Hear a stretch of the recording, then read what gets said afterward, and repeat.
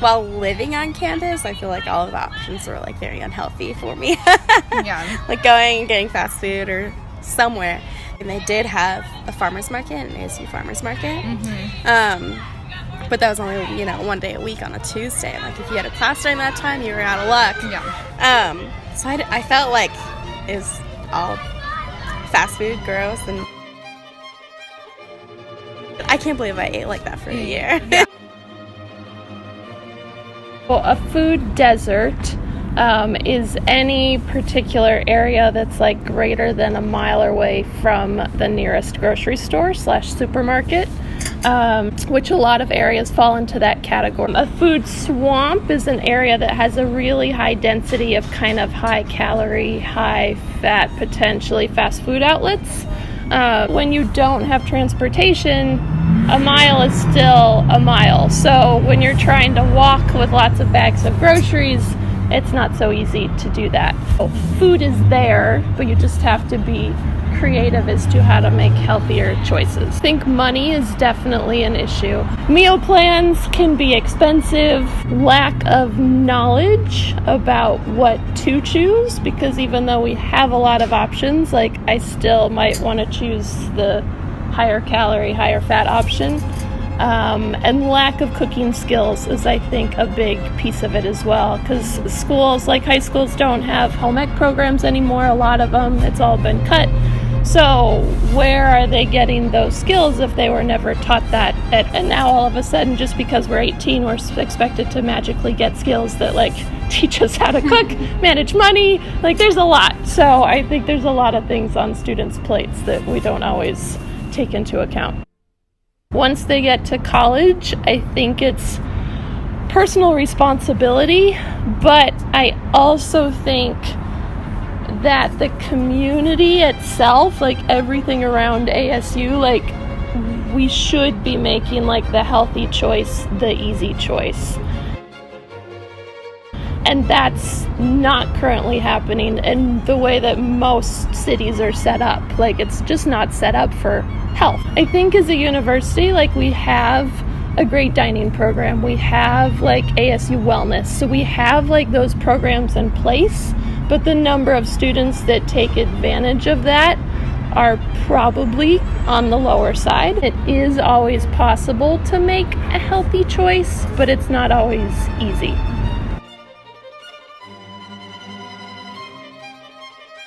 I understand from talking with my students that a lot of students feel that it's hard to find healthy food on campus. As far as the other food outlets on campus, I think that there's still, not always the most healthy options, but again, that's what you're going to encounter anytime you're choosing your own food anywhere. It's a tough food environment all the way around. We definitely see that there's a lot more prevalence of foods that tend to be higher in calorie density and lower in nutrient density. And I think that's true not just on a college campus, but kind of in our communities. Is that when you think about like preparing food for yourself, shopping for a week or more, keeping healthy foods on hand, a lot of college students are not in that phase of life where they have a lot of capacity to buy food, store food, weekly grocery shop, things like that. And when you compare, for example, fast food to something like Chop Shop or Devil's Greens or things like that, you are paying more for that healthy food in those cases, but I don't want students to think that that means that healthy eating has to be more expensive. In my opinion, it's actually much more budget friendly to eat healthy and to eat things that I've prepared myself rather than eat out, even if it's fast food or things that we think of as very cheap. And those stresses and all the things that students are dealing with can have an impact on food choices. Late night pizza and Taco Bell, staying up late studying, too much caffeine. For students who are very stressed, they might be more likely to have health-related issues, get sick more often, not get enough sleep. Symptoms of irritable bowel syndrome, like having changes in their bowel habits or feeling like they're having a lot of stomach aches. Like dealing with body image concerns and disordered eating and tendency to be more restrictive around food. Because it doesn't feel good to be always overeating or always undereating or skipping meals or eating just in and out, day after day after day, like we would know that would not feel good. If you think about what we're meant to do, like biologically, food and having adequate fuel is a major priority for us. So it makes sense that we wouldn't be able to focus or give our best performance to academic pursuits when we're underfed, underfueled, things like that. People who eat more fruits and vegetables have significantly lower symptoms of anxiety and depression than students at the lowest quintile of fruit and vegetable intake. So we know that it matters not just for the sake of eating healthier because I think that they should, but because I really believe that it's relevant to what students actually care about, which is being successful at school.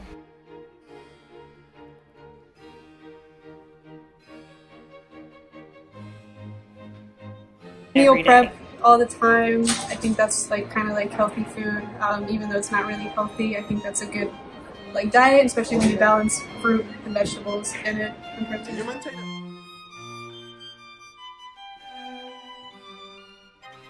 Well, considering I work 2 jobs, I'm in a master's degree, and my dog takes up all my time, probably not. I guess I could if I really tried hard enough and put in the effort to do the meal prep and to do the things necessary. But honestly, I am really busy and I eat out a lot more than I should.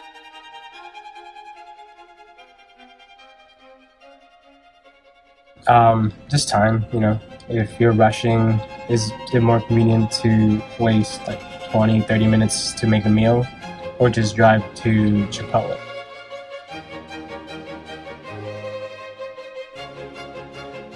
eating at the right times. Sometimes I'll miss a meal or two, or sometimes not eat at all the whole day, and I think that's not very good for my body.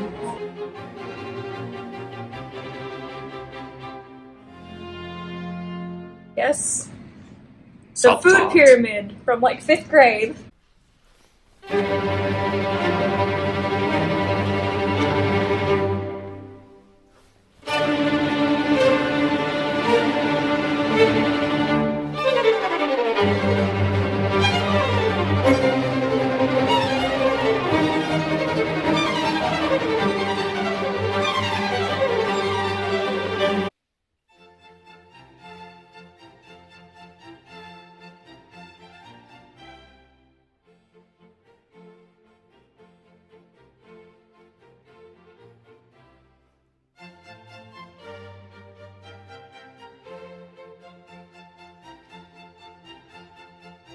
Dig It was started by Kelly and myself in 2014. Dig It also has the contract now with the school to offer the garden programming during the school day, and then we do the after-school program at Broadmoor and at 3 other schools. But yeah, Dig It in general, we just want kids outside learning. We want to capitalize on what gets them excited. Now we're in our tools theme, so we're teaching them all about different techniques to use in cultivating and planting and harvesting, and what the names of the tools are and how they're used and how to be safe with them. And we do that both with the cooking and nutrition side, so they're using graters and peelers and knives, and we're teaching them all those skills, but then they're also doing that in the garden. Jobs fluctuate with the seasons too. It could be watering, they could be weeding, sifting compost. We've got a half an hour for chores, half an hour for snack, and half an hour at each station they rode. We see just a willingness to try new things when they've been in the program for a little bit longer, especially when it comes to food. That kids are just asking to do really wacky things at home that they figure must have come from Dig It. We want to be healthy stewards of the land, and that means eating locally and eating well and composting. Yeah, I think it just starts with exposure too for the kids. Grow it and then eat it and then want to eat it again. Do you guys have any favorite vegetables? Broccoli, carrots. Yeah, carrots, cucumbers, and asparagus. And asparagus? Like asparagus. Ooh. Beets, radishes, tomatoes. I would say carrots. At ASU, I took an organic farming class. So, and I don't think, like I said, I don't think it's there anymore. So, just the absence of, programs for college students especially. I know people in my life now that are adults and older than me that still don't know how to cook, or still are unfamiliar with basic vegetables that grow everywhere and are in multiple dishes that they've had. They just can't name them. We also do mom and taught or parent taught classes, or just adult classes at Clark Park Farmers Market. These programs exist, like, and they want your bodies, and like you want to be in the class. It's just like that misconnect, I think. You guys could be 4.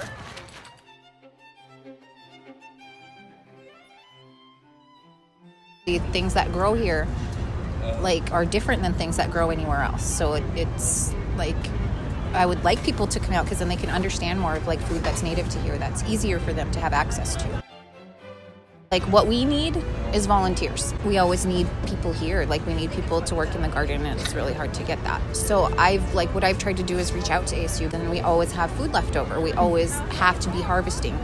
That we have extra produce that that has to be harvested. Like, there's no way around it. We have to do it. Awesome. So like, I would have liked to like set up something where students could come to the garden work days, do a little work. You can come for an hour. If all you can spare is an hour, you can spare an hour this week, you can spare an hour next week. And like, get those 2 hours, and in that 2 hours you can have whatever fresh produce you want. And then you're also learning about what grows here, what's good for you. Because when I'm at the garden work days, I try to teach people about the food that we grow and why we grow it. People are always welcome to come in on the weekends, so they can come in and they can, they can weed, they can just hang out in the garden, they can pick produce, and as long as they sign in as a volunteer and write down what they take, then that's fine with us.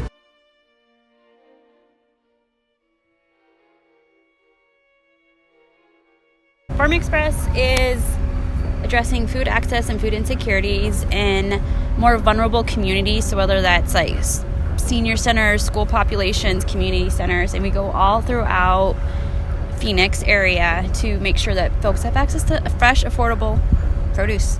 The access to healthy produce is the difference between, how clearly you think or how well you feel. So it's the difference between getting up and going to work and being successful the whole day or feeling kind of bad about it all. And I think the access to making sure people have healthy options is incredibly important, because once you start eating all those delicious healthy produce, then it really makes all the difference. Education is incredibly important, because just because you have access to a butternut squash doesn't mean you have any idea how to use it and what you can do with it. Places, especially like ASU or education places, have great opportunities and resources to make sure that they're disseminating that information. So we're already in ASU downtown, as you know, and I am working on getting it to ASU Tempe, hopefully starting in January. I hope that it's a fresh, healthy, really sincerely affordable option. So I'm hoping that it makes, it'll be the access that people need to make the difference between buying something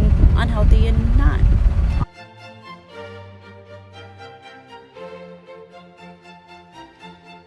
In the nutrition department where I teach, we do have like a Nutrition 100 class, which students can take as an elective, but I think it would be really cool to require all students to take that.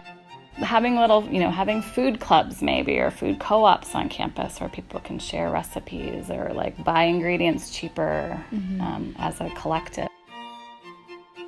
Wanting students, once they move out of the dorms, maybe into Vista or even beyond that, to really have the ability to make healthy food instead of just relying on eating out all the time or getting the prepackaged things that you can just throw together. If you learn even some basic skills on how to cook, then that'll help you in the long run with your overall health. And these classes are taught by the campus nutritionists too, so we can make sure that they're actually good recipes and not like fake nutrition science also. In terms of a real class, I don't think there's a lot of spaces available on campus for a full-scale, multiple people learning to cook at once kind of event. I know that within our own office we're trying to find how to reach out to Vista, how to get a full-scale kitchen, how to expand what we're doing. And I think that because we want to look for that, that probably mainland ASU should look into it as well, because it's not just Barrett students that are going to move out of the dorms. Everyone's going to move out of the dorms and move off the meal plan, and maybe they don't know how to cook. So it'd be a good, worthwhile investment to have nutritious, regular cooking demos in a cooking space.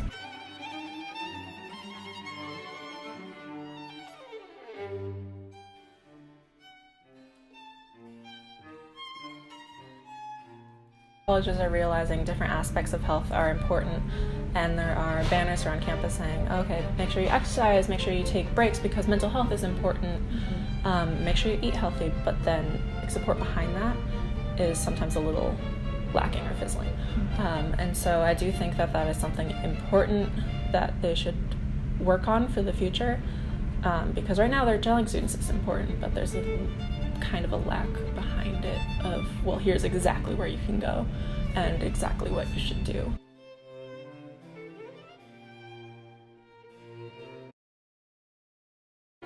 Get involved with the solutions today.